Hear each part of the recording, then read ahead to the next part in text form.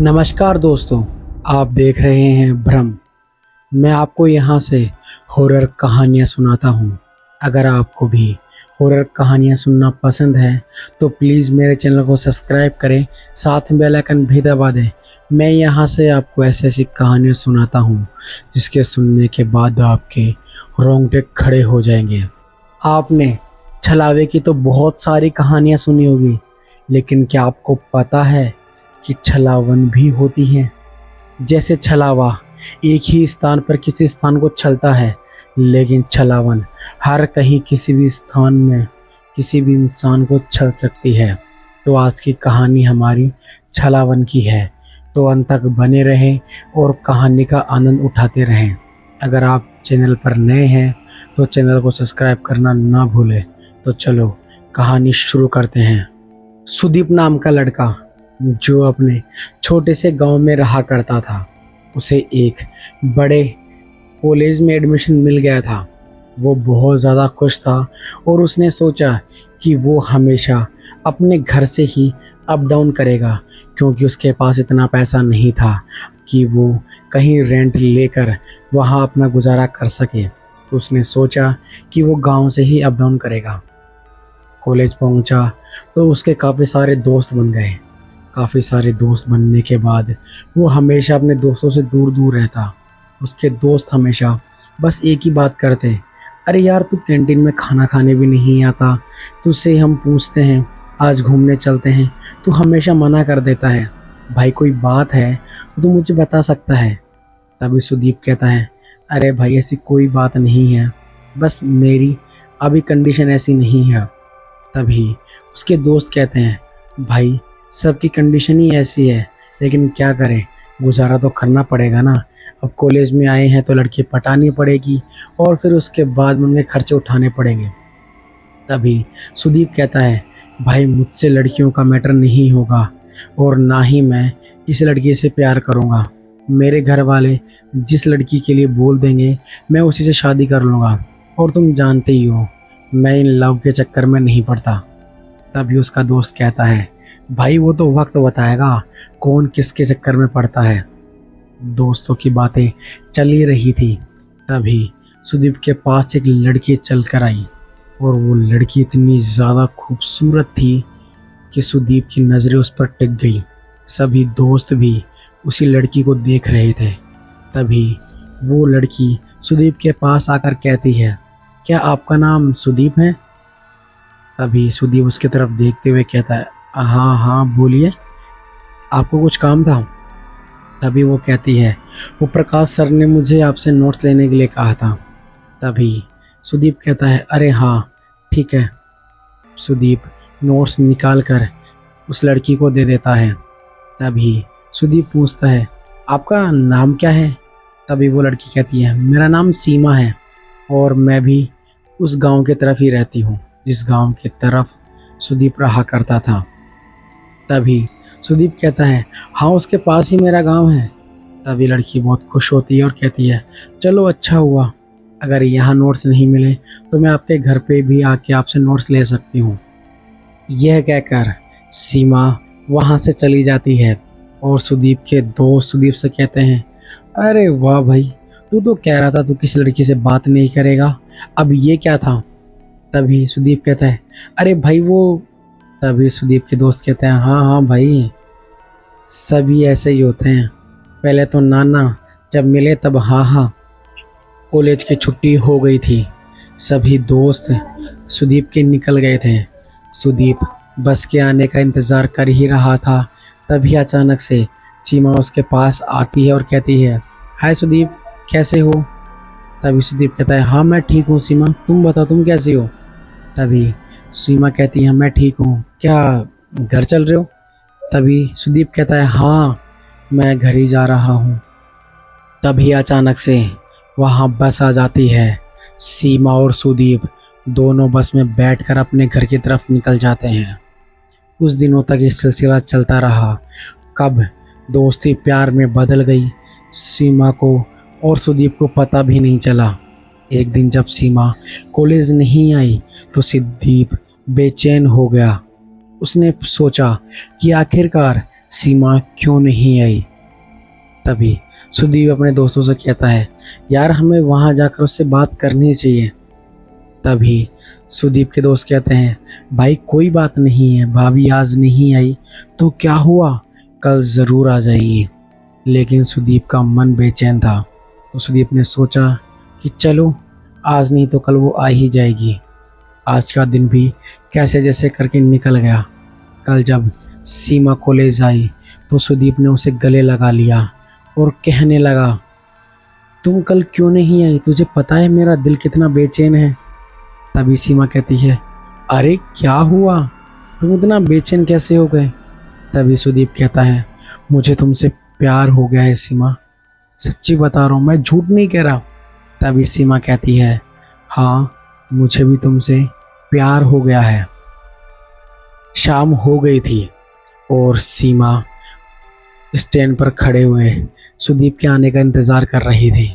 सुदीप जल्दी से वहाँ पहुँचा तो सीमा कहती है कि आज आप घर नहीं जाओगे, तुम मेरे साथ चलोगे। तभी सुदीप कहता है, कहाँ चलना है। तभी सीमा कहती है, सरप्राइज़ है। दोनों बस में बैठकर निकल जाते हैं। पहले सुदीप का गांव आता था और उसके बाद में सीमा का। सुदीप का गांव निकल चुका था और सुदीप सीमा से पूछ रहा था कि आखिरकार हम जा कर रहे हैं। तभी सीमा कहती है, मेरे गांव। बस कुछ देर बाद रुकती है और अब रात हो चुकी थी। दोनों बस से उतरे और सीमा सुदीप का हाथ पकड़कर गांव की तरफ नहीं बल्कि जंगल की तरफ ले जाती है। कुछ दूर जाने के बाद जब सुदीप ने सीमा से पूछा कि आखिरकार वो इस जंगल में मुझे क्यों लेके आई है, तभी सीमा कहती है, तुम्हें बोला ना, कुछ नहीं, तुम्हारे लिए सरप्राइज़ है। सुदीप को लगा कि आज तो जंगल में मंगल ही होगा। वो बहुत एक्साइटेड था। कुछ दूर जाने के बाद एक बरगद का पेड़ आया। वहाँ सीमा रुकी और सुदीप का हाथ पकड़ कर कहने लगी, क्या तुम मुझसे प्यार करते हो? अगर करते हो तो कितना करते हो? तभी सुदीप कहता है, मैं तुमसे बेइंतहा प्यार करता हूँ सीमा, और मैं तुम्हारे लिए कुछ भी कर सकता हूँ। तभी सीमा कहती है, ये जो तुमने मुझे एक बार बोला, ये इस बरगद के पेड़ के हाथ लगाकर बोल दो। यह बात सुनकर सुदीप को थोड़ा सा अजीब सा लगा। उसने कभी भी ऐसी कोई प्रथा नहीं देखी थी। तभी सुदीप ने सीमा से पूछा कि क्या हुआ, तुम आखिरकार ऐसे क्यों कह रही हो? मैंने अभी तो तुम्हारे सामने बोला ना, और तुम अब बरगद के पेड़ के पास लाकर मुझे ऐसा क्यों कह रही हो? तभी सीमा गुस्से में आ जाती है और कहती है, तुम बोल रहे हो या नहीं? यह टोन सुनकर सुदीप को अच्छा नहीं लगा। वो सीमा से कहता है, तुम मुझसे इस तरीके से बात नहीं कर सकती। कोई बात नहीं है, मैं जा रहा हूँ यहाँ से। सुदीप जैसे ही जाने लगा तो सीमा ने उसका हाथ पकड़ लिया। हाथ जैसे ही पकड़ा तो उसे एक भारी सा हाथ महसूस हुआ। जब सुदीप ने पीछे मुड़कर देखा तो सीमा का चेहरा बदल चुका था। वो अब सीमा नहीं लग रही थी, बल्कि कोई डायन सी लग रही थी। तभी सुदीप यह देखकर डर जाता है और अपना हाथ छुड़ाकर भागने लगता है। लेकिन सीमा इतनी ज़्यादा तेज़ थी कि पहले ही सुदीप के सामने आकर खड़ी हो जाती है और सुदीप का हाथ पकड़कर उसे घुमाकर ज़मीन पर पटक देती है। यह देखकर सुदीप जोर से चीखता है और कहता है, कौन हो तुम? कौन हो तुम, और मुझे क्यों मार रही हो? तभी सीमा कहती है, मैं छलावन हूँ, छलावन। यह बात सुनकर सुदीप के पैरों के नीचे से ज़मीन निकल जाती है। उसके गांव में ये अफवाह थी कि हमारे गांव में भी एक छलावन रहती है और वो मर्दों को अपना शिकार बनाती है। यह बात सुनकर सुदीप थर थर काँपने लगता है और सीमा के आगे हाथ जोड़कर अपनी जान की भीख मांगता है।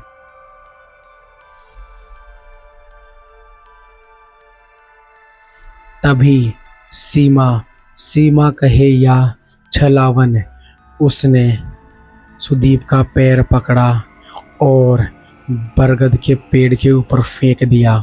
बरगद के पेड़ों की जड़ें निकली और सुदीप का गला पकड़कर उसके घोंटने लगी, और जैसे ही उसका दम घुट गया और वो ज़मीन पर आ गिरा। सीमा सुदीप के पास जाती है और उसके सीने पर हाथ रखती है तो उसकी उम्र और उसका खून सारा एक पल भर में पी जाती है। आपको ये कहानी कैसी लगी? अगर मेरी कहानी आपको पसंद आई तो प्लीज़ मेरे चैनल को सब्सक्राइब करें, साथ में बेल आइकन भी दबा दें। मैं आपको यहाँ से ऐसी ऐसी कहानियाँ सुनाता हूँ जो सुनने के बाद आप अंदर तक डरेंगे और आपके रोंगटे भी खड़े हो जाएंगे। अगर आप चाहते हैं कि मैं और नए टॉपिक पर कहानी बनाऊं, वो टॉपिक आप मुझे कमेंट बॉक्स में बता सकते हैं, और अगर कोई सच्ची घटना है वो भी बता सकते हैं।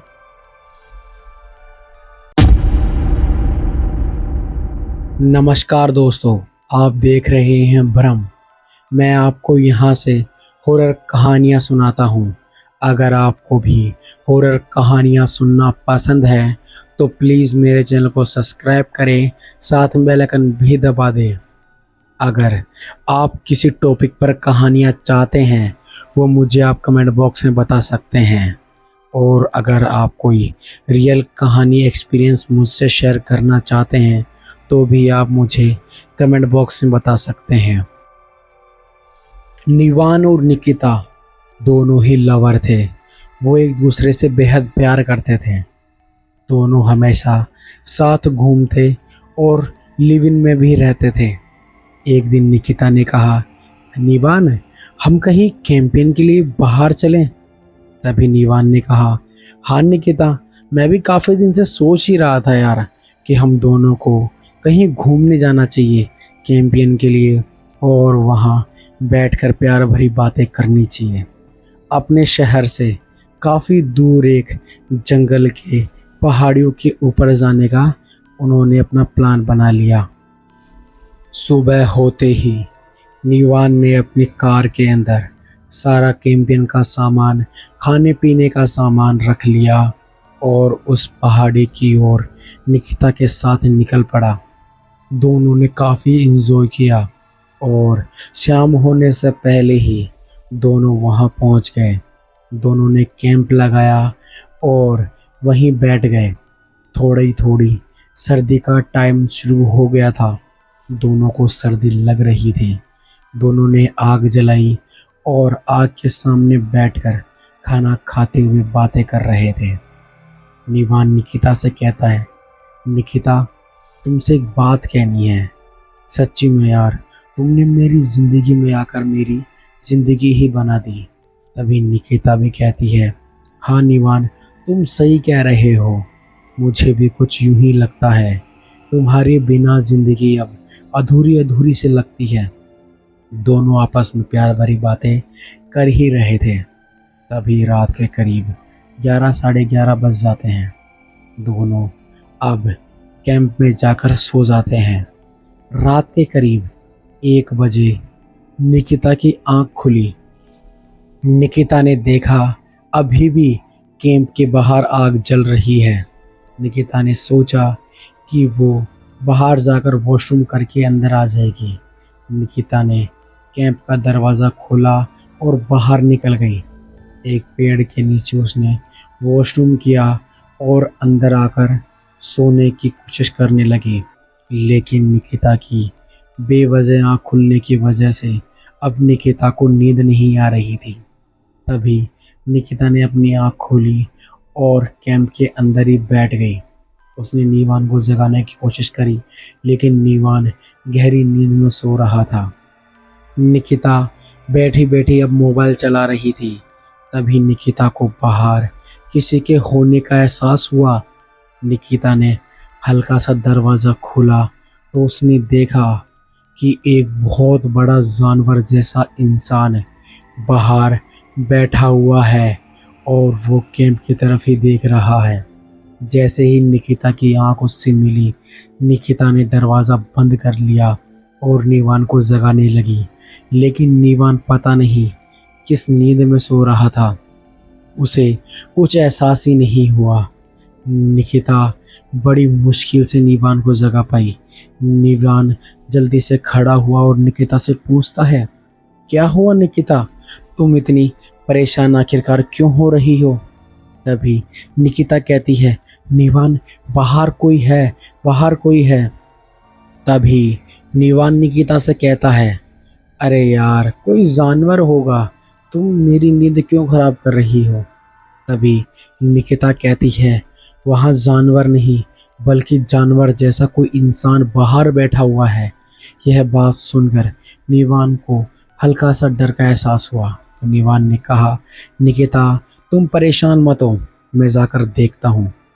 नीवान ने जैसे ही देखा तो बाहर कोई भी नहीं था। निकिता को नीवान ने बाहर बुलाया और कहा, निकिता तुम बाहर आओ। निकिता डरती डरती बाहर आती है और देखती है तो वहाँ उन दोनों के सिवा और कोई भी नहीं था। नीवान ने निकिता को समझाया कि ये सिर्फ उसका वहम है, लेकिन निकिता ये मानने को तैयार ही नहीं थी कि ये उसका वहम है। दोनों अंदर आते हैं और निकिता सोने की तैयारी करती है। नीवान जो पहले गहरी नींद में सो रहा था, उसे अब नींद नहीं आ रही थी। निकिता सो रही थी और नीवान जाग रहा था। तभी अचानक से कैंप के बाहर से किसी ने हाथ अंदर डाला और निकिता का हाथ पकड़कर घसीट कर ले गया।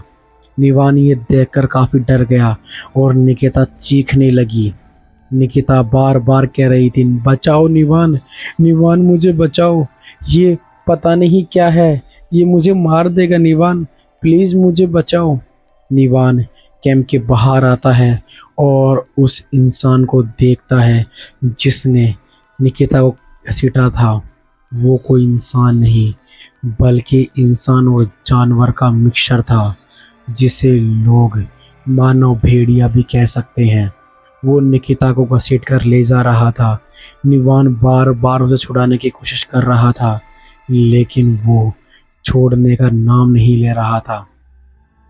कुछ दूर जाने के बाद उस शैतान ने निकिता को एक पेड़ के पास गिरा दिया और उसका पेट फाड़ कर उसके मांस खाने लगा।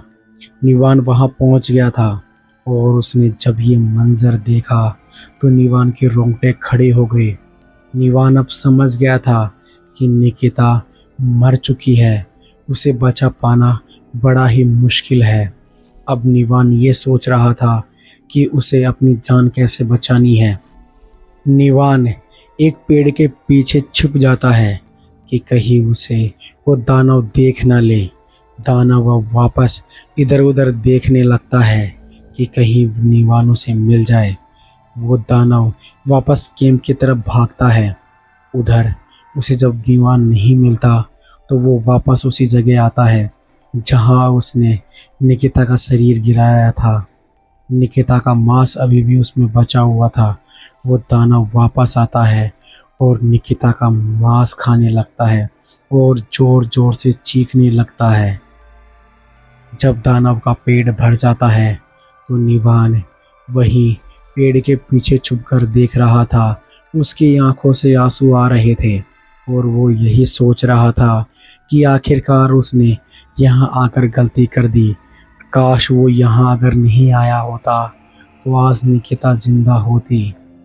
नीवान फूट फूट कर रो रहा था और उसने अपने दोनों हाथ मुंह पर लगाए हुए थे। कहीं अगर आवाज़ तेज़ निकली तो उस दानव को पता लग जाएगा तो वो मुझे भी मार देगा। दानव अब वहाँ से जा चुका था और नीवान अब पेड़ के ऊपर चढ़ना चाहता था। नीवान पेड़ के ऊपर चढ़ चुका था और अपने आप को कोस रहा था। कुछ देर बाद जब उजाला हो गया तो नीवान नीचे उतरा। नीचे उतरकर उसने देखा निकिता के शरीर पर अब ज़्यादा मांस नहीं बचा था। उसने निकिता के सिर को अपनी गोद में रखा और फूट फूट कर रोने लगा। जब सुबह हो गई तो वहाँ वन विभाग वाले आए। उसने जब निकिता की ऐसी हालत देखी तो निवान के साथ उसने निकिता के शरीर को उठाया और अस्पताल ले गए। निवान को पुलिस स्टेशन ले जाया गया और उससे पूछताछ की गई। तब निवान ने बताया कि वहाँ उसके साथ क्या क्या हुआ है। तब पुलिस इंस्पेक्टर ने बताया, क्या तुमने वहाँ बोर्ड नहीं देखा था? वहाँ साफ साफ लिखा था कि 6 बजे के बाद यहाँ रुकना मना है, लेकिन तुमने गलती कर दी और तुमने देखा तुम्हारी गलती का पश्चाताप तुम्हें कैसे मिला है। निवान पुलिस इंस्पेक्टर के सामने भी रोते रोते कह रहा था आखिरकार वो कौन था और वो कैसा इंसान था या जानवर था, उसे कुछ भी नहीं पता। तब पुलिस इंस्पेक्टर ने बताया कि यहाँ एक मानव भेड़िया रहता है और उसी ने ही निकिता का ऐसा हाल किया है। निवान ने कहा कि अब वो कभी भी इस जंगल की तरफ नहीं आएगा और वो अब पूरी ज़िंदगी अकेला ही रहेगा। पुलिस इंस्पेक्टर ने निकिता का दुख जताया और उसे घर जाने को कहा। आपको ये कहानी कैसी लगी? अगर मेरी कहानी आपको अच्छी लगी तो प्लीज़ चैनल को सब्सक्राइब करें, साथ में बेल आइकन भी दबा दें। मैं आपको यहाँ से ऐसी ऐसी कहानियाँ सुनाता हूँ जिसके सुनने के बाद आपके अंदर तक रोंगटे खड़े हो जाएंगे। तो चलो हम सब अगली कहानी में मिलते हैं। जब तक डरते रहो और लाइट बंद करके अभी मत सोना, क्योंकि वो आ जाएगा।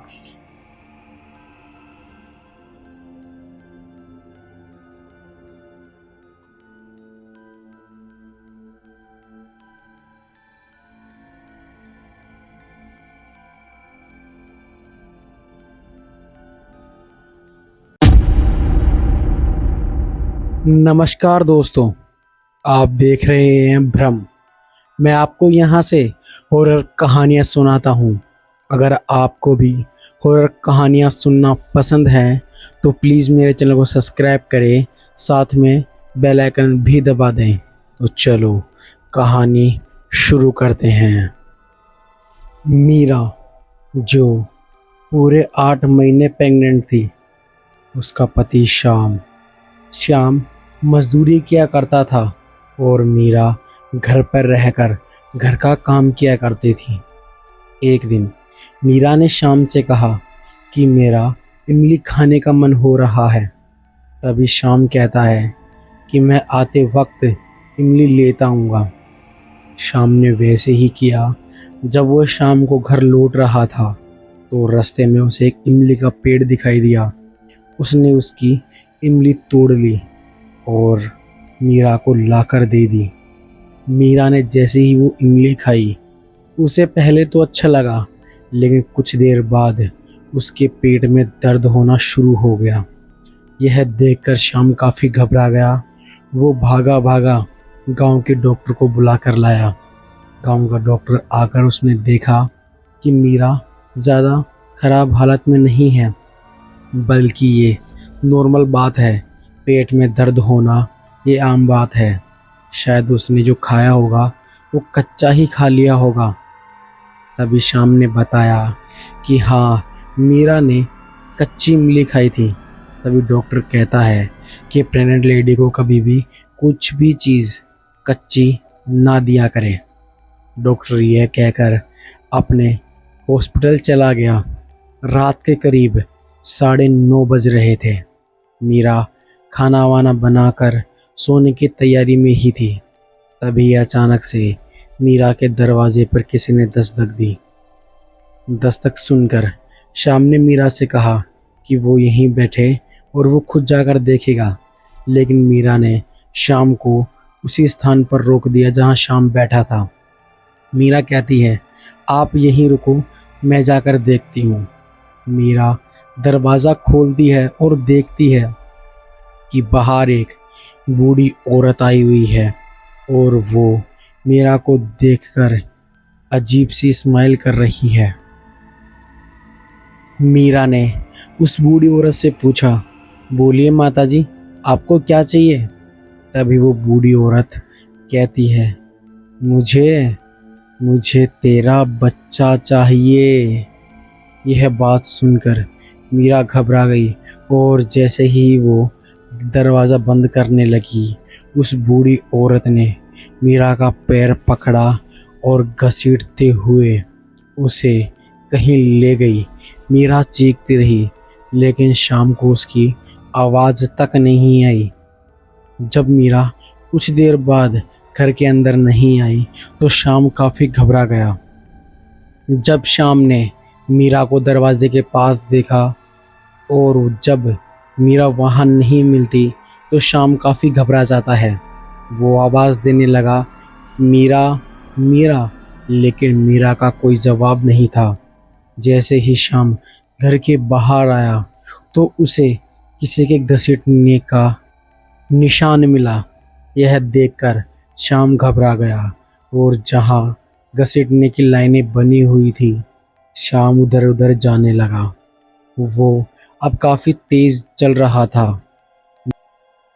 कुछ दूर जाने के बाद वो उसी इमली के पेड़ के पास पहुंचा जहां से उसने इमली तोड़ी थी। इमली के पेड़ के ऊपर जब शाम ने नज़र घुमाई तो वहाँ मीरा उल्टी लटकी हुई थी और जब शाम ने मीरा को देखा वो ज़ोर ज़ोर से चीखने लगा, मीरा तुम क्या कर रही हो? नीचे आओ, मीरा नीचे आओ। लेकिन मीरा का कोई जवाब नहीं था। वो शाम को देखकर ऐसे हंस रही थी कि जैसे उसके सामने उसका शिकार हो। मीरा अब किसी छिपकली के जैसे नीचे पेड़ से उतर रही थी। यह देखकर शाम काफ़ी घबरा जाता है और वो मीरा के पास जाकर मीरा से कहता है, मीरा आखिर तुम्हें हुआ क्या है? तभी मीरा अपना मुंह चौड़ा करती है और शाम को अपने मुंह के अंदर भरने लगती है, लेकिन शाम ने मीरा को धक्का दिया और मीरा साइड में जाकर गिर गई। यह देखकर शाम काफ़ी घबरा जाता है कि आखिरकार मीरा को हुआ क्या था। मीरा ने अपनी पेट की तरफ ध्यान दिया और उसने शाम की तरफ एक स्माइल करी, जैसे कि वो अब बच्चे को बाहर निकाल देगी। यह देखकर शाम काफ़ी घबरा जाता है। मीरा ने जल्दी से अपने पेट के ऊपर हाथ घुमाया और अपने पेट में जैसे ही हाथ डालने लगी, उससे पहले ही शाम ने उसे रोक दिया कि वो उस बच्चे को बाहर ना निकाल पाए। लेकिन मीरा ऐसा करने में सफल नहीं हो पा रही थी। उसने बार बार शाम को धक्का दिया, लेकिन शाम ज़्यादा दूर जाकर नहीं गिरता था। जैसे ही मीरा बच्चे के ऊपर हाथ लगाती, वो शाम पहले ही उसे हटा दिया करता। अब काफ़ी समय गुजर चुका था। तभी वहाँ से एक साधु बाबा गुजर रहे थे। उसने ऐसा करते जब मीरा को देखा तो बाबा वहाँ पहुँचे और मीरा के ऊपर गंगा जल का छांटा दिया। जैसे ही गंगा जल का छांटा मीरा के ऊपर गिरा, मीरा नॉर्मल हो गई। शाम ने जैसे ही मीरा को ज़मीन पर गिरते हुए देखा, उसे पकड़ लिया और बाबा से पूछने लगा कि बाबा आखिरकार ये क्या हो रहा है? तभी बाबा ने शाम से पूछा, क्या तुमने इस पेड़ की इमली इस बच्ची को दी थी? तभी शाम ने कहा, हाँ बाबा, इसने मुझे इमली लाने के लिए कहा, लेकिन यहाँ से बाज़ार काफ़ी दूर था तो मैंने सोचा कि ये इमली का पेड़ है, यहाँ से इमली तोड़कर मैं उसे दे सकता हूँ। और उसके बाद में ये सब कुछ हो गया। बाबा ने बताया कि ये इमली का पेड़ शापित है। कहते हैं कि यहाँ पर एक गर्भवती औरत ने अपने प्राण त्याग दिए थे। उसके बाद से यहाँ जो भी कोई इमली का पेड़ की इमली तोड़ता है और इमली किसी गर्भवती औरत को खिलाई जाती है तो उस औरत का यहाँ प्रेत उस औरत को मारने की कोशिश करता है।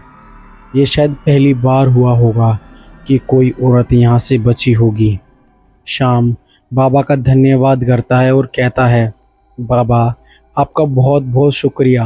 अगर आप नहीं होते तो मेरी पत्नी और मेरा बच्चा दोनों ही इस संसार में नहीं रहते। तभी बाबा कहते हैं कि बेटा, मारने वाले से बड़ा बचाने वाला होता है।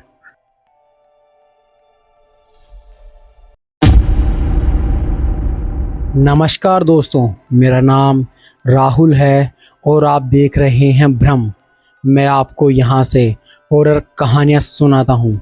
अगर आपको हॉरर कहानियाँ सुनना पसंद है तो प्लीज़ मेरे चैनल को सब्सक्राइब करें, साथ में बेल आइकन भी दबा दें। मैं आपको यहाँ से ऐसी ऐसी भूतों की कहानियाँ सुनाता हूँ जो सुनने के बाद आप अंदर तक डर जाते हैं। अगर आपको भी ऐसी कहानियों में दिलचस्प रुचि है तो आप भी इस चैनल को सब्सक्राइब करके उन कहानियों का आनंद ले सकते हैं। तो चलो कहानी शुरू करते हैं। एक शमशान घाट में एक तांत्रिक तपस्या कर रहा था। वो बार बार गुस्से में कुछ कह रहा था, जैसे मानो वो कोई साधना कर रहा हो और उसकी साधना में कोई विघ्न पड़ रहा हो। वो क्रोध में कहता है, यक्षिणी, मैं तुझे पाकर ही रहूँगा। अगर तू सोच रही है कि तू मेरी तपस्या भंग कर देगी, ऐसा हो ही नहीं सकता। मैं तुझे पाकर ही रहूँगा, मैं तुझे पाकर ही रहूँगा। वो तांत्रिक बस ऐसे ही गुस्से में बोले जा रहा था। तभी तांत्रिक ने अपनी जादू से एक किताब प्रकट करी जिस पर लिखा हुआ था यक्षिणी की साधना, जिसका कवर काफ़ी पुराना लग रहा था, मानो वो काफ़ी सालों पहले लिखी गई हो। वो उस किताब को खोलकर पढ़ता है। वो सारे श्लोक संस्कृत में लिखे हुए थे और वो तांत्रिक उन्हें बार बार दोहराए जा रहा था। ऐसा कार्यक्रम कम से कम 7 से 8 दिन चला। जैसे ही ये कार्यक्रम 7 से 8 दिन कंप्लीट हुआ, तब एक सुंदर औरत प्रकट हुई जिसे तांत्रिक देखकर बहुत ज़्यादा खुश हुआ। वो ज़ोर ज़ोर से हंसने लगा और कहने लगा, मैंने कहा था ना यक्षिणी, मैं तुझे पाकर ही रहूँगा। देख, तू आज मेरे सामने आ गई है।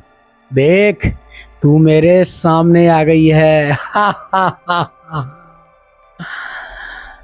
तांत्रिक जोर जोर से हंसे जा रहा था और सामने खड़ी औरत जो यक्षिणी थी, वो तांत्रिक से कहती है, बोल तांत्रिक, तुमने मुझे क्यों बुलाया है? तभी तांत्रिक यक्षिणी की यौवन को देखते हुए कहता है, क्या सुंदर रूप है तेरा यक्षिणी। जितना सोचा था उससे भी ज़्यादा खूबसूरत है तू। तू अप्सरा है, ये तो मुझे पता ही था, लेकिन इतनी खूबसूरत अप्सरा मैंने आज तक अपने पूरे जीवन काल में नहीं देखी। वो यक्षिणी की तारीफ़ें किए जा रहा था और अपने यज्ञ के पास खड़ा होकर यक्षिणी के पास जाने लगा। यक्षिणी का उसने हाथ पकड़ा और संभोग करने लगा। कुछ दिन ये क्रियाकलाप ऐसा ही चलता रहा। जब तांत्रिक का मन यक्षिणी से भर गया तो उसने यक्षिणी को वापस जाने का आदेश दिया। तो यक्षिणी ने साफ साफ कह दिया, अगर उसने यक्षिणी को वापस भेजा तो वो उसके लिए बहुत ज़्यादा बुरा होगा। तांत्रिक अब यक्षिणी के यौवन से अपना मन भर चुका था। वो अब यक्षिणी को वापस यशलोक भेजना चाहता था, लेकिन उसे कोई रास्ता नज़र नहीं आ रहा था। तभी उसने उस किताब को वापस प्रकट किया और उसके अंदर यक्षिणी को वापस भेजने का मंत्र ढूंढने लगा, लेकिन उसके अंदर ऐसा कोई भी मंत्र लिखा हुआ नहीं था। अब तांत्रिक काफ़ी ज़्यादा क्रोधित हो गया क्योंकि वो यक्षिणी को वापस भेजना चाहता था, क्योंकि यक्षिणी रोज उसके साथ संभोग करती, जिसकी वजह से तांत्रिक का शरीर अब टूटने लगा था। वो अब यक्षिणी को इस लोक में रखना नहीं चाहता था। एक दिन यक्षिणी संभोग कर रही थी, तभी तांत्रिक ने उसे संभोग करने के लिए मना कर दिया। इस बात से क्रोधित होकर यक्षिणी ने उस तांत्रिक को मौत के घाट उतार दिया। कुछ सालों बाद एक लड़का अपनी कार से अपने गांव जा रहा था। तभी अचानक से सड़क के साइड में उसे एक औरत दिखाई दी, जो काफ़ी बेहद खूबसूरत थी। उस लड़की की खूबसूरती उसे दूर से ही नज़र आ रही थी। उसने उस लड़की के पास जाकर अपनी कार रोकी और उस लड़की से पूछने लगा कि आप कहाँ जाएंगी। तभी उस लड़की ने कहा कि वो कुछ दूर ही जाएंगी। तभी लड़के ने कहा ठीक है, आप कार में आकर बैठ जाइए। लड़की कार में आकर बैठ जाती है। जैसे ही गाड़ी आगे बढ़ती है, कुछ दूर जाने के बाद दोनों की आपस में बातें हो जाती हैं। वो लड़की अब उस लड़की की कार को साइड में लगवा कर उसके साथ संभोग क्रिया करना शुरू कर देती है। लेकिन कुछ देर बाद जब लड़का सारा सुख नहीं दे पाता यक्षिणी को संभोग का, तो यक्षिणी क्रोधित हो जाती है और उसे वहीं मौत के घाट उतार देती है। ये सिलसिला काफ़ी दिनों तक चलता रहा। अब वहाँ से कोई भी आदमी अपनी कार लेकर या पैदल नहीं निकलता था, क्योंकि उस इलाके में यक्षिणी का खौफ इतना ज़्यादा था कि कोई भी वहाँ उस जंगल को पार करना नहीं चाहता था। एक दिन जब ये बात एक दूसरे तांत्रिक को पता लगी, तो उसने सोचा कि मुझे उस यक्षिणी को मोक्ष दिलाना ही होगा, वरना वो ऐसे ही लोगों को मारती रहेगी। तभी वो तांत्रिक उसी जंगल से गुजरने लगा। तब उसे एक खूबसूरत लड़की दिखाई दी। उस लड़की को देखकर वो तांत्रिक समझ गया कि लड़की कोई और नहीं बल्कि वही यक्षिणी है। वो उस यक्षिणी के पास गया और उसे साफ साफ कह दिया कि अगर वो यहाँ से नहीं गई तो वो उसे मौत के घाट उतार देगा। यक्षिणी भी अब ज़ोर ज़ोर से हंसने लगी, मानो यक्षिणी को पता हो कि ये तांत्रिक उसका कुछ भी नहीं बिगाड़ सकता। लेकिन उस तांत्रिक के पास यक्षिणी से भी ज़्यादा शक्तियाँ थीं। वो तांत्रिक एक हवन करने लगा। हवन करता देख यक्षिणी घबरा गई और उसका हवन भंग करने की कोशिश करने लगी। लेकिन तांत्रिक ने ऐसा कुछ भी नहीं किया जिसकी वजह से उसका यज्ञ भंग हो। कुछ देर बाद जब यज्ञ खत्म हो गया तो तांत्रिक खड़ा हुआ और यक्षिणी को वापस यक्ष लोक भेजने को कहा। लेकिन यक्षिणी ने साफ साफ मना कर दिया कि वो यहाँ से वापस नहीं जाएगी। तभी तांत्रिक कुछ मंत्र बुदबुदाने लगा, जो मंत्र सुनकर वो यक्षिणी घबरा गई और तड़पने लगी। कुछ पल बाद यक्षिणी अचानक से गायब हो गई। यक्षिणी अब अपने लोग जा चुकी थी और तांत्रिक ने उस पूरे एरिया को मुक्त करा दिया था। उस यक्षिणी ने लगभग 150 मर्दों को अपना शिकार बनाया था, जिसमें एक तांत्रिक भी था। इसीलिए कहा जाता है कि अगर आप कोई भी साधना करना चाहते हैं तो उस साधना का आपको पूरा ज्ञात होना चाहिए। अगर आप किसी को बुला रहे हैं तो वापस भेजने का भी मंत्र आपको याद होना चाहिए, वरना आपके साथ भी वही हो सकता है जो इस तांत्रिक के साथ हुआ। आपको कहानी कैसी लगी? अगर कहानी अच्छी लगी तो प्लीज़ चैनल को सब्सक्राइब करें, साथ में बेल आइकन भी दबा दें। तो चलो अगली कहानी की ओर बढ़ते हैं।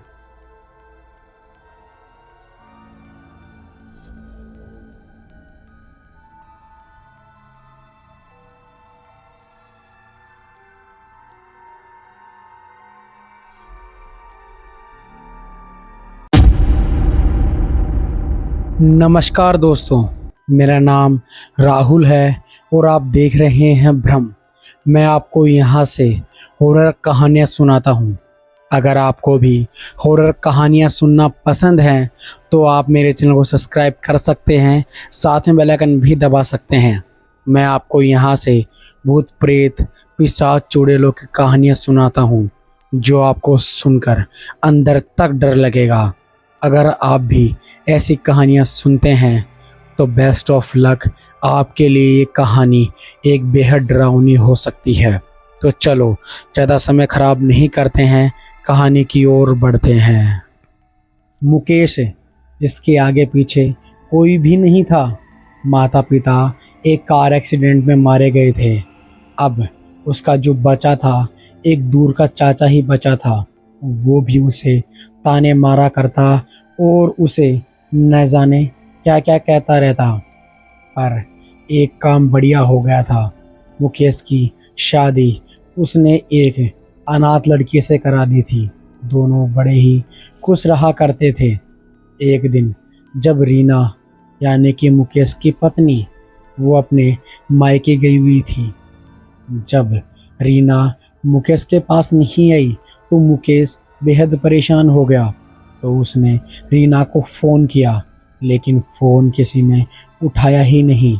मुकेश को रीना की चिंता होने लगी। मुकेश ने सोचा क्यों ना रीना के घर जाया जाए और वहां जाकर उसका हाल चाल देखा जाए, कहीं रीना कोई मुसीबत में तो नहीं है। मुकेश ने बस के सहारे रीना के गांव पहुंच गया। गांव पहुंचने के बाद उसने देखा कि रीना अपने मायके में है ही नहीं। यह सुनकर मुकेश काफ़ी बेचैन हो गया। उसने रीना के माता पिता से पूछा कि आखिरकार रीना कहाँ है।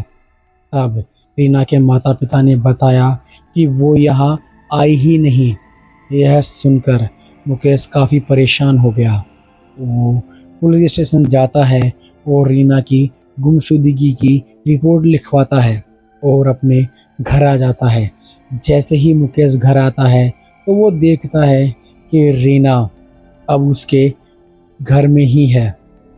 रीना को देखकर मुकेश काफ़ी खुश होता है और रीना से पूछता है, तुम तो मायके गई थी, लेकिन जब मैं वहाँ पहुँचा तो तुम वहाँ गई नहीं थी।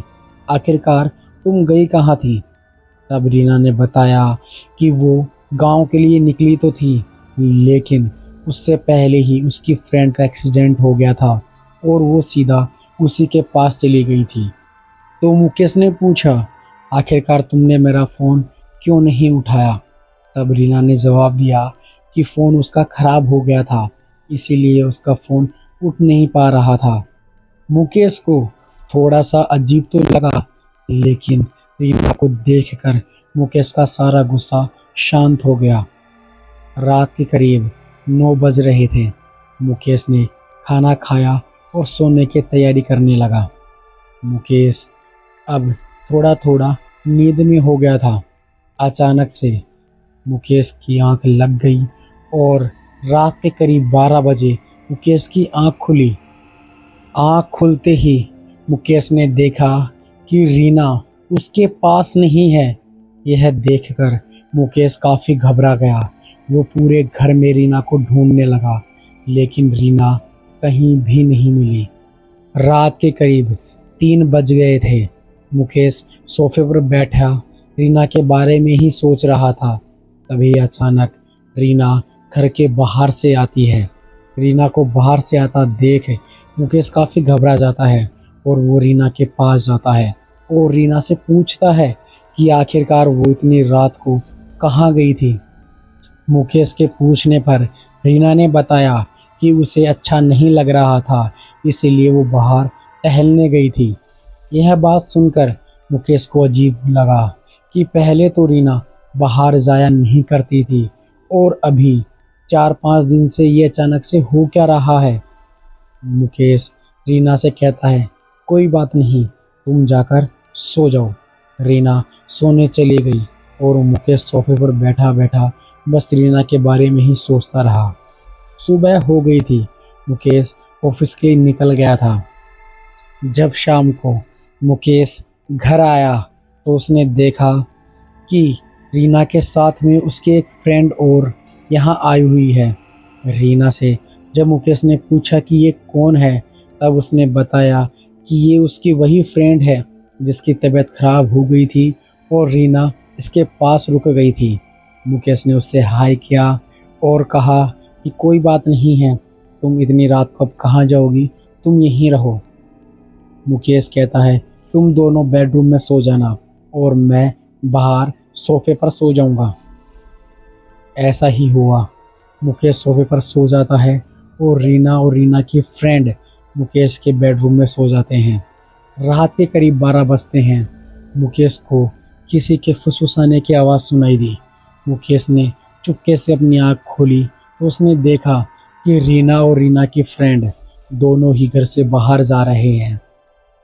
मुकेश ने सोचा कि आज तो पता लगाना ही होगा कि आखिरकार ये दोनों जा कहाँ रही हैं। मुकेश चुपके से खड़ा हुआ और रीना की फ्रेंड के पीछे लग गया। कुछ दूर जाने के बाद मुकेश देखता है कि रीना की फ्रेंड एक बरगद के पेड़ के पास आकर रुक जाती हैं और दोनों कुछ मंत्र बुदबुदाने लगती हैं। जब मंत्र बुदबुदाने के बाद मुकेश ने देखा कि दोनों का रूप परिवर्तन हो गया। वो अब नॉर्मल लड़कियां नहीं लग रही थी, बल्कि कोई डायन या चुड़ैल लग रही थी। यह देखकर मुकेश काफ़ी घबरा गया और उसके पैरों के नीचे से ज़मीन निकल गई। उसने सोचा कि अब क्या होगा। अगर वो उन दोनों के पास जाएगा तो उसे मौत ही नसीब होगी। इसलिए मुकेश वापस दबे पैर घर आ जाता है। रात के करीब 3 बजे रीना की फ्रेंड घर के अंदर आते हैं और मुकेश चुपचाप सोने का नाटक करता है। दोनों अपने रूम में जाती हैं और सो जाती हैं। सुबह के करीब 7 बजे मुकेश की आँख खुली तो उसने देखा कि रीना की फ्रेंड वहाँ नहीं है, बस वहाँ रीना ही है। रीना से जब मुकेश ने पूछा कि आखिरकार वो कल रात कहाँ गई थी, तब रीना ने बताया कि उसका मन खराब हो रहा था, इसीलिए वो अपनी फ्रेंड के साथ बाहर गई थी। मुकेश कहता है चलो कुछ नहीं, तुम अपना काम करो। मुकेश अब यही सोच रहा था कि आखिरकार क्या किया जाए। मुकेश अब तैयार होकर ऑफिस के लिए निकल गया था। ऑफिस तो बस बहाना था। वो रीना की फ्रेंड की हकीकत जानना चाहता था। वो एक तांत्रिक के पास पहुंचा। तांत्रिक ने बताया कि वो घर आकर एक बार देखना चाहता है कि आखिरकार क्या है। तांत्रिक को लेकर मुकेश अपने घर आ जाता है और रीना जैसे ही तांत्रिक को देखती है वो घबरा जाती है। और जब तांत्रिक ने रीना को देखा तो वो समझ गया कि आखिरकार मांजरा क्या है। जब रीना ने मुकेश से पूछा कि आखिरकार ये कौन है, तब मुकेश ने बताया कि ये उनके दूर के रिश्तेदार हैं जो अब तांत्रिक बन गए हैं। बस ये आखिरी ही इंसान है जो इसके पिता को जानते हैं। रीना ने कुछ नहीं कहा और मुकेश अब तांत्रिक के साथ अपने कमरे में बैठ गया था। तांत्रिक मुकेश से कह रहा था मैं तुम्हें जो भी बताऊंगा वो यहाँ नहीं बता सकता, तुम्हें मेरे साथ मेरे स्थान पर चलना होगा। मुकेश ने वैसा ही किया। वो तांत्रिक के साथ उसके स्थान पर पहुंचा। पहुंचने के बाद तांत्रिक ने बताया कि उसकी पत्नी कोई इंसान नहीं बल्कि एक चुड़ैल है और वो रोज़ रात को एक पीपल की पेड़ की पूजा करती हैं ताकि उनकी उम्र बनी रहे, और हर अमावस्या के रात को वो किसी मर्द का शिकार करती हैं। हो सकता है कि अगले आने वाले अमावस्या के दिन वो मुकेश की ही बलि दे दे। यह बात सुनकर मुकेश काफ़ी घबरा जाता है और वो तांत्रिक से पूछता है कि आखिरकार वो इस जाल से कैसे बचे। तभी तांत्रिक कहता है हम उसे ऐसे नहीं पकड़ सकते, जब वो अपने असली रूप में होगी तब ही उसे मारा जा सकता है, वरना उसे नहीं मारा जा सकता। तभी मुकेश कहता है कि आखिरकार मुझे अब क्या करना होगा। तभी तांत्रिक कहता है, घबराने की बात नहीं है। आज रात 12 बजे मैं तुम्हारे घर के पीछे ही रहूँगा। जैसे ही तुम्हारी पत्नी घर से बाहर निकलेगी, मैं उसके पीछे पीछे जाऊँगा और जब ये अपने असली रूप में आएगी, मैं इसे अपने वश में कर लूँगा। मुकेश कहता है, कोई बात नहीं है, हमें आज रात का इंतज़ार करना ही होगा। मुकेश अपने घर आ जाता है और रात के होने का इंतज़ार करने लगता है। रात को वो जल्द ही सोने का बहाना करता है ताकि उसकी पत्नी जल्दी से घर से बाहर निकले। रात को करीब 12 बजे रीना घर से बाहर निकलती है और उसके पीछे पीछे मुकेश भी निकलता है। रीना वापस उसी पेड़ के पास पहुंचती है और वहाँ कुछ मंत्र बुदबुदाने लगती है। तभी पीछे से तांत्रिक की आवाज़ आती है, रुक जा चुड़ैल, रुक जा। रीना जैसे ही पीछे घूमती है तो वो देखती है कि तांत्रिक और उसके साथ में मुकेश दोनों ही उसके पीछे खड़े हैं। रीना मुकेश से कहती है, तुम यहाँ क्या कर रहे हो? तभी मुकेश कहता है, मुझे पता लग गया है कि तुम मेरी पत्नी नहीं बल्कि एक चुड़ैल हो। यह बात सुनकर रीना ज़ोर ज़ोर से हंसने लगती है और कहती है, अच्छा हुआ तुझे पता लग गया। परसों जो अमावस्या की रात है, उस दिन मैं तेरा ही शिकार करूँगी। तभी तांत्रिक कहता है, शिकार तो तू तब करेगी ना जब आज जिंदा बचेगी। रीना और तांत्रिक आपस में मंत्र का युद्ध कर रहे थे। कुछ देर बाद तांत्रिक ने अपनी मंत्रों की शक्ति से रीना को कैद कर लिया और उसे पेड़ से बांध दिया और उस पेड़ में आग लगा दी। आग लगते ही रीना जोर जोर से चिल्लाने लगी, तड़पने लगी और कुछ देर बाद में रीना शांत हो गई। रीना के शांत होते ही तांत्रिक ने मुकेश से कहा कि अब तुम्हें घबराने की बात नहीं है, ये कभी भी अब लौट कर नहीं आ सकती। तुम्हें बस इतना सा ध्यान रखना होगा कि इसकी जो अस्थियां हैं उन्हें गंगा जी में बहाना होगा। मुकेश ने तांत्रिक का धन्यवाद किया और सुबह होते ही उसने रीना की अस्थियों को एक कलश में डाला और गंगा जी के लिए निकल पड़ा।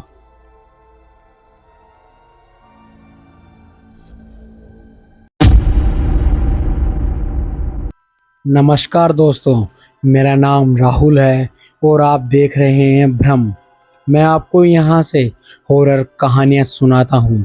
अगर आपको भी हॉरर कहानियाँ सुनना पसंद है तो आपके लिए ये एक अच्छा चैनल हो सकता है।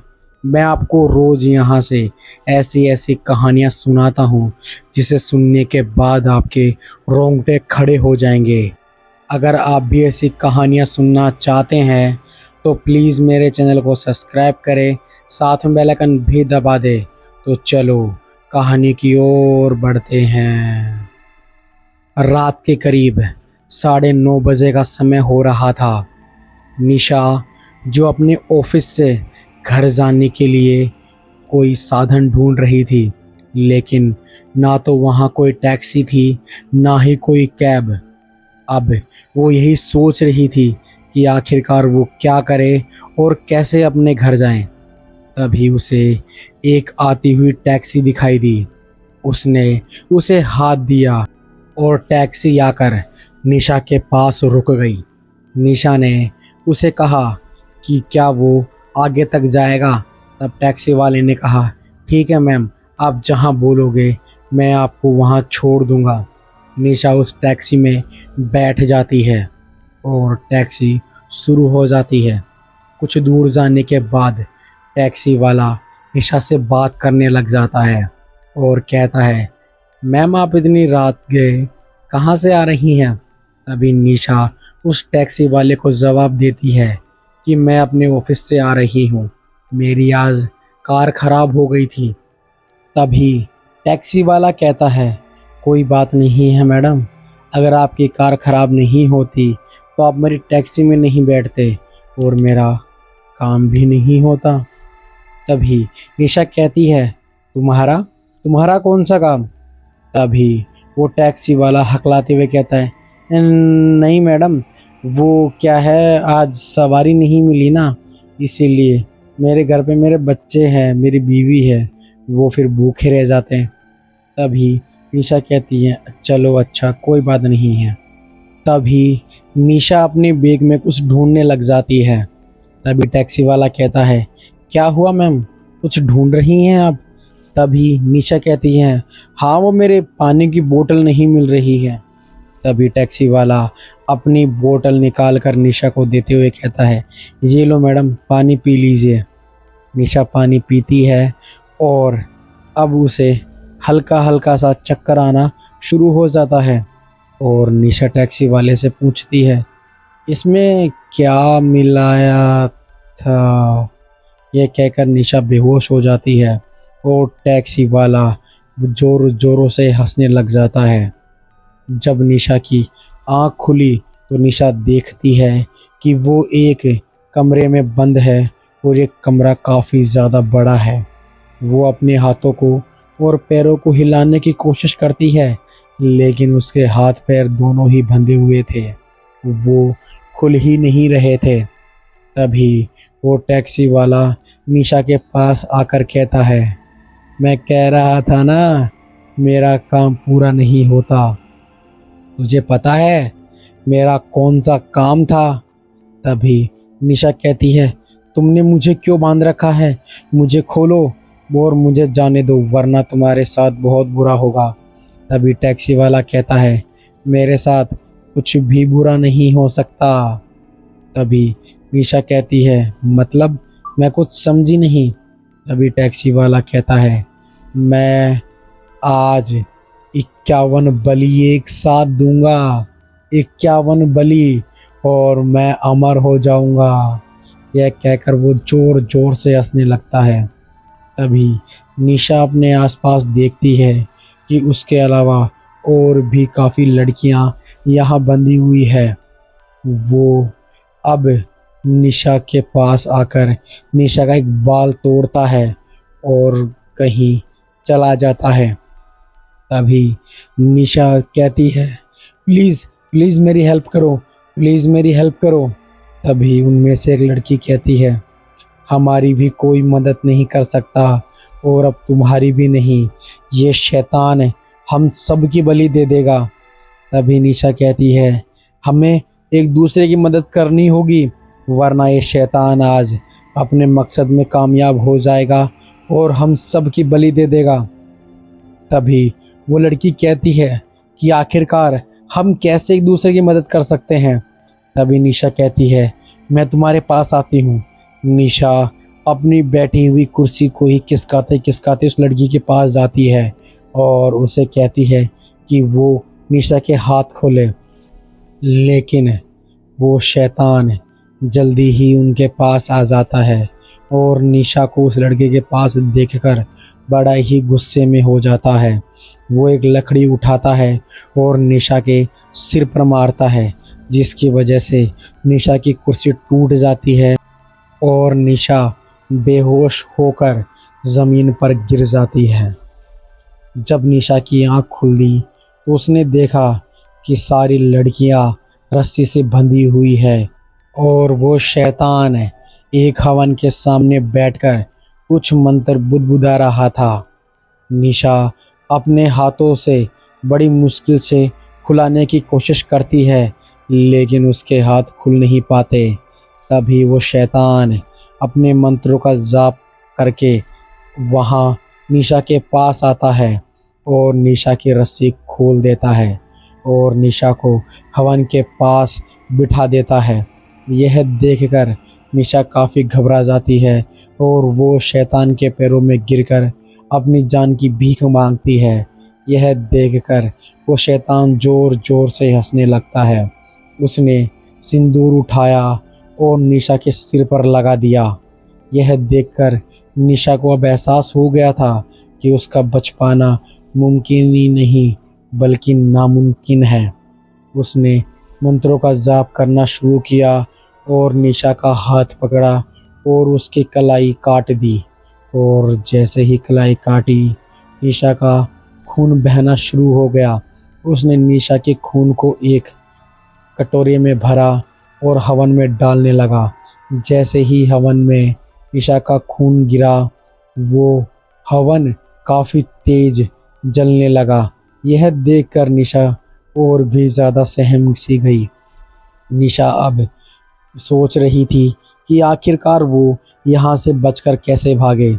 तभी निशा ने देखा कि उसके पास में एक खंजर पड़ा हुआ है, जिस खंजर से उसने निशा का हाथ काटा था।